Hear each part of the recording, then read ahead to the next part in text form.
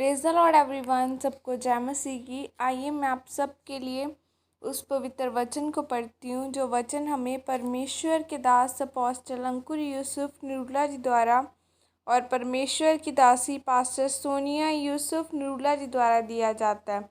आइए मैं आप सब के लिए उस पवित्र वचन को पढ़ती हूँ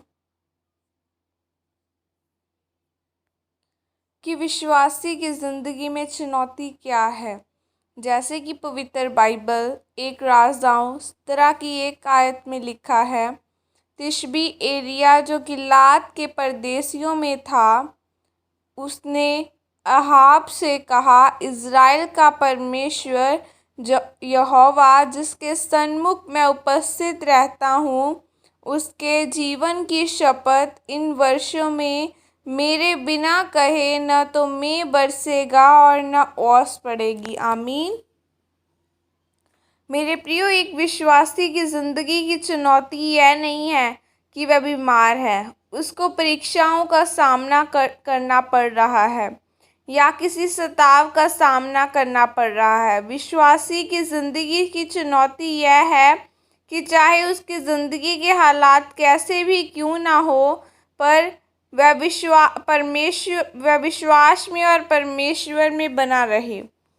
बाइबल में जब हम एलिया के बारे में पढ़ते हैं तो लिखा है कि एलिया के समय पर जो आकाश बंद हुआ था वह परमेश्वर ने नहीं बल्कि एलिया ने प्रार्थना करके बंद किया था।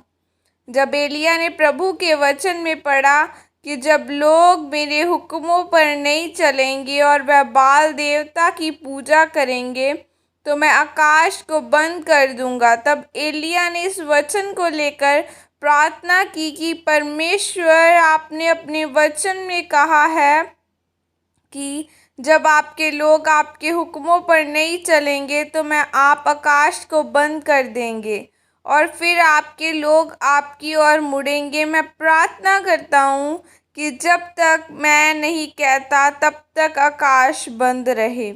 मेरे प्रियो, जिस व्यक्ति को रोज़ परमेश्वर की हजूरी में जाने की आदत हो जाती है वह परमेश्वर के मन को समझना शुरू कर देता है। एलिया ने ऐसा इसलिए कहा क्योंकि वह हर समय परमेश्वर की हजूरी में बना रहता था और इसलिए उसके कहे बिना न तो बारिश हुई और न ओस पड़ी। बाइबल में जब हम अय्यूब के बारे में पढ़ते हैं तो लिखा है कि वह एक धर्मी व्यक्ति था और खुद परमेश्वर ने उसकी गवाही दी थी कि वह धर्मी व्यक्ति है। लेकिन जब शैतान ने परमेश्वर से उसकी परीक्षा लेने की आज्ञा ली तो उसकी ज़िंदगी में दुख मुसीबतें आईं, उसका सब कुछ ख़त्म हो गया। तब उसकी स्त्री ने उससे कहा कि क्या तू अभी भी परमेश्वर की प्रशंसा करेगा? अब परमेश्वर की निंदा कर और मरता है तो मर जा। पर वह फिर भी परमेश्वर का धन्यवाद करता रहा। वह परमेश्वर की हजूरी में बना रहा और परमेश्वर ने उसको सब कुछ दोगुना करके वापस किया। शैतान आपको तरह तरह की परीक्षाओं में इसलिए डालना चाहता है ताकि आप परमेश्वर की हजूरी में बने न रहें और अपनी आशीष को न ले पाएं। इसलिए हर विश्वासी की ज़िंदगी में यह चुनौती है कि वह परमेश्वर की हजूरी में कैसे बना रहे। इसलिए मेरे प्रियो, अपने जीवन के हर एक हालात में परमेश्वर की हजूरी में बने रहें और पाप से दूर रहें, पवित्रताई वाला जीवन व्यतीत करें ताकि जो आशीष परमेश्वर ने आपके लिए रखी है वह आपको मिल सके और आपके जीवन से परमेश्वर ही को महिमा मिले। आमीन।